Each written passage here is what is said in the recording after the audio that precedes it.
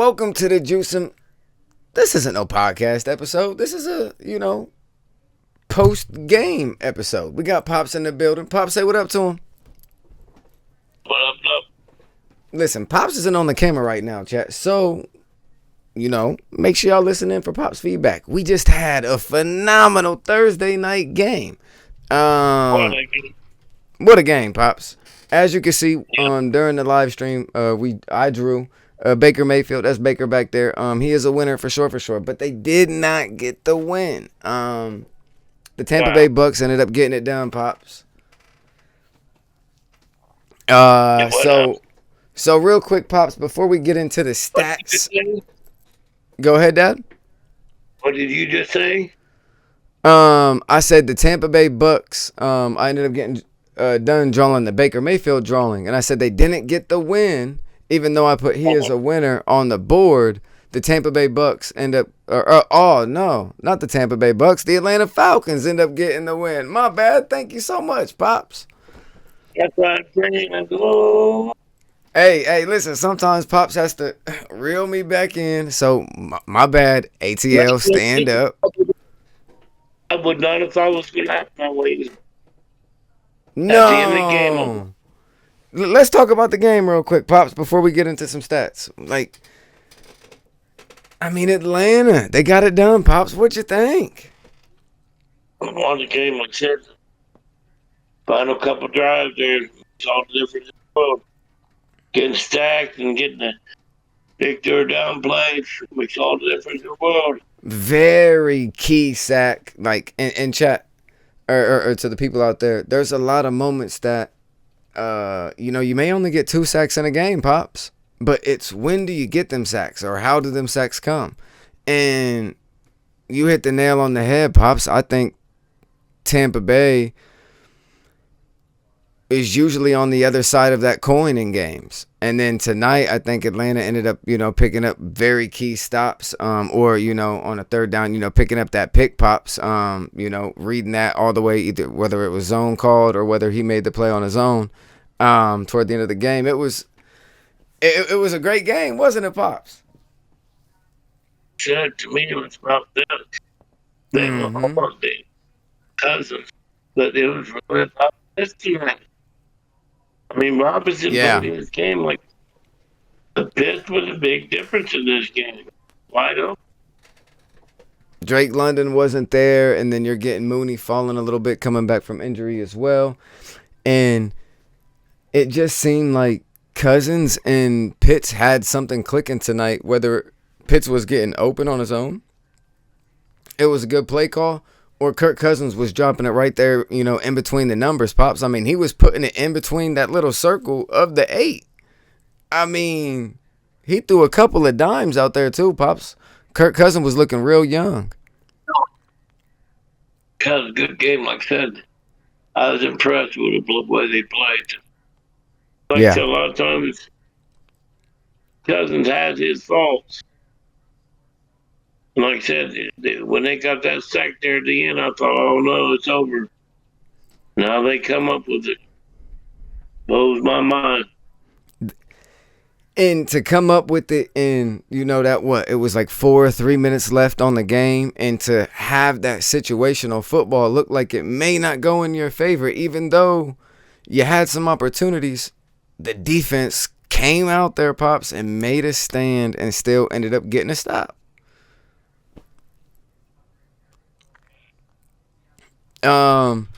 Before we talk about the late game field goal, it was on the money. And before we, talk about that last second interception, and shout out to you for that interception. That was phenomenal. Pops, I feel like Bijan and Pitts did everything that they could. I do think that you are right, though. Kirk definitely didn't have that availability to go down the field as much, and whether that's on him or whether it's on the play calling, I don't think that they extended too many plays, but they kept everything underneath that 30-yard range, 25-yard range, Dad. And Baker had a couple of throws sail on him that he probably wishes he could get back, and I don't think Kirk Cousins had too many. And maybe Maybe keeping Kirk Cousins, under 30 yards pops might be good news. To me, the difference was when he threw that, when Baker threw that interception, and that was a turning point of the game right there. Mm-hmm. Because it was already, they was going to go points up. People were going to go for a touchdown. They's really going to be up then. They'd be up, what, 9, 10? Yeah. It definitely would have been 2 possessions for sure. Like I said, that was a turning point of the game to me. I can agree with you. And so I guess we just get straight into it. It was a good route by Mike Evans as well. He had plenty of separation from the DB. Baker Mayfield drove the ball home. He knew exactly where he wanted to go. He went straight to it and ripped it. But number 20 for the Atlanta Falcons sat on the route, and whether it was either the perfect defensive play call or he read it, I'm not sure. He made one heck of a play regardless and still played great football, Pops. And he made the play, though. He actually got the interception and made the big play on top of it, Dad, to help them slowly go down the field to be able to get the win. Yeah, he ball hawks. He's a free safety that was in coverage. He actually did ball hawk and turn the body in a total section to get to the top. That's great.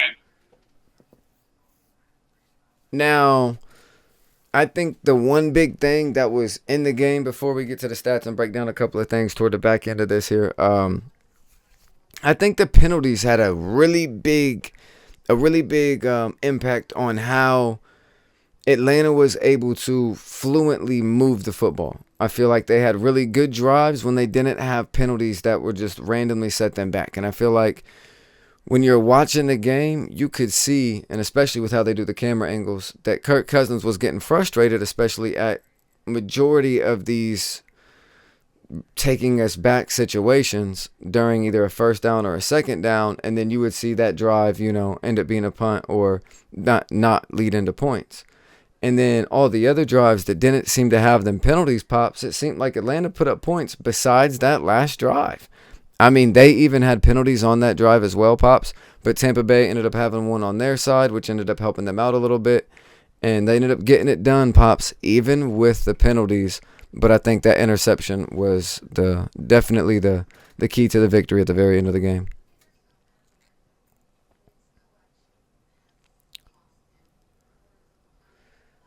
Who do you think who would you give the breakout performance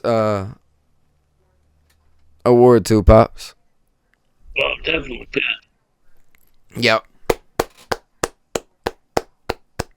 I'd agree with you. Kyle Pitts, definitely. Say it again, Dad?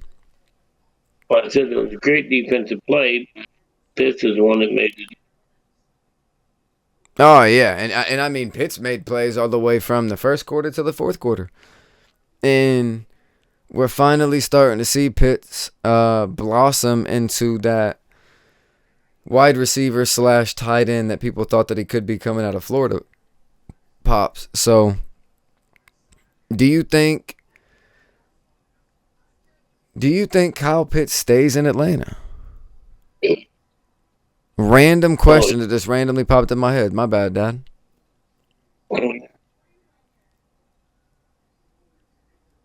Yep. You think he stays? I can see it.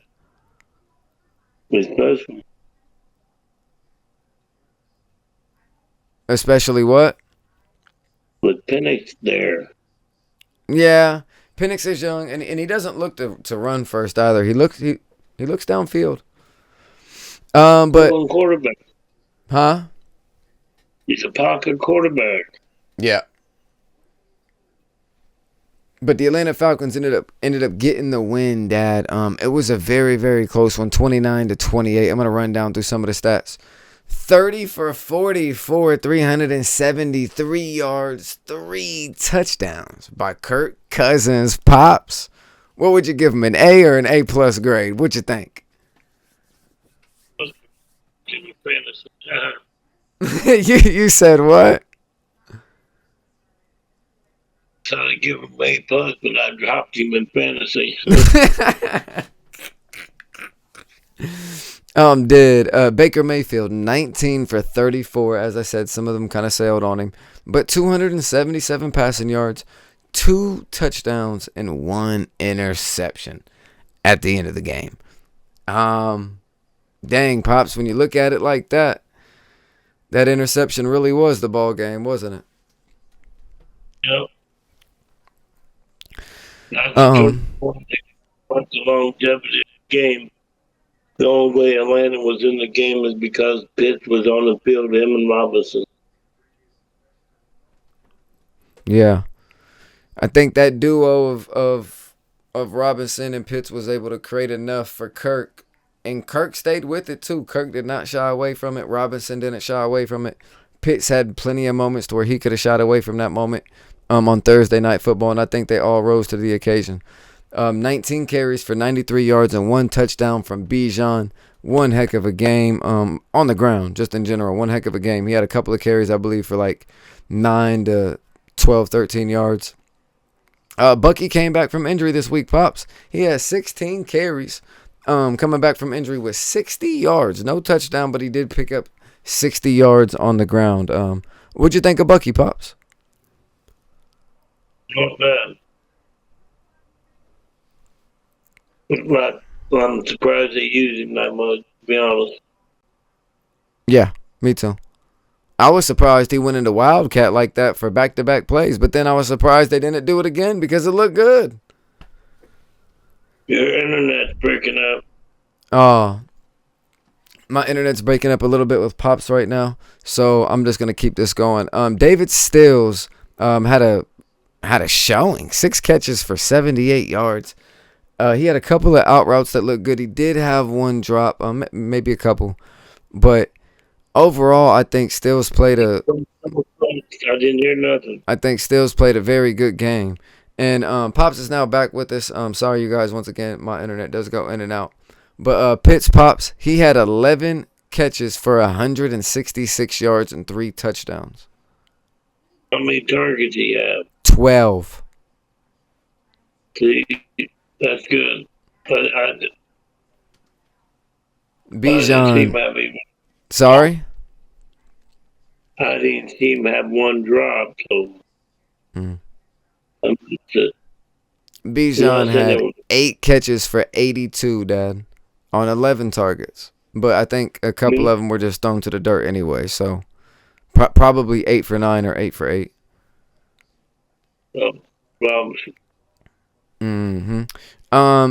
Like I said, David Stills had 6 for 78, Pops. Darnell Mooney, he had 6 targets, but he had 3 catches for 35. 2 of those targets were Mooney was open, but him just coming back on that break route off of injury, everything wasn't timing-wise, it wasn't there. Some of the like the Atlanta curls that they're like, that 13 to 15 yards because they can't get that 18 to 20 no more out of Julio because he's not there, but they still like that deep hitch curl. It was right there though, Chad. It was definitely open. But then Mike Evans, Pops, comes back from injury, 6 catches for 132 yards. Abuka had 4 for 64. McMillan had 2 for 38. And Chris Godwin had 4 for 20 with the touchdown late in the game to give them the lead, though, before Atlanta took it back with the interception and the field goal. What'd you think about Mike Evans, Dad, coming back from injury? I know he needed about 212 yards a game to get that 1,000 yard mark. So he's looking at probably 188 in the next 3 games. Do you think that he can somehow get 180 to 190 yards in the next 3 games to get that 1,000 yard mark streak continued?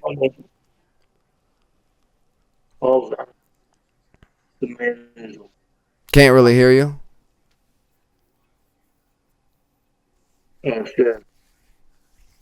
don't think he had it. I seen was he's a warrior. He took a beating, took some raw ass hits, folded him like a lawn chair, and he Mm-hmm. still got up and shook it off and played through the whole game. You talk about someone going to take an ice bath, he's one of them. A couple of them, Pops. Wasn't a couple. Yeah, Mike Evans was out there, chat. He looked great. He definitely took a couple of licks out there, and I'm just happy he didn't get re-injured because a couple of the shots looked like with how they could have ended up. Yeah. Exactly like how Pops was saying. He definitely took a couple of shots that were just either in the air and stuff because of the pass and stuff like that. So definitely happy to see Mike Evans put up 132 yards on six catches. Pops, let me shout out the safety for D. Alfred for number 20 for the Atlanta Falcons was the secondary player that made the play, Pops. And that really covers everything, I think. What a game. No, definitely a good game. Is there anything else that you can think of, Pops? Gotta love it. Another Thursday night game hitting it off. Let's go this weekend. Can't wait. Yeah, week 15, Pops it gets down to the nitty gritty this week, don't it? Yep. And the Falcons will be going home. We might have to look at that NFC ranking now because the Bucs just lost and they're 7-7 now. So I wonder how that looks for them in the playoffs, Pops. Yep, we'll have to get back on that one. Yep. We'll have to get back to you guys on that one with a different segment in the podcast. So make sure you guys tune into that right after the Sunday night games. You guys should get that during that week. And Pops, you ready to close the show? Let's do this. Remember, if we can do it, y'all can too. And remember to like, comment, subscribe, and comment down below your favorite team or what you think about Tampa Bay. Do you think they're going to make the playoffs or the Atlanta Falcons or anything of the such? Pops and I'll be down in the comment section. All right, see y'all. Subscribe to the Juice and Pop Show.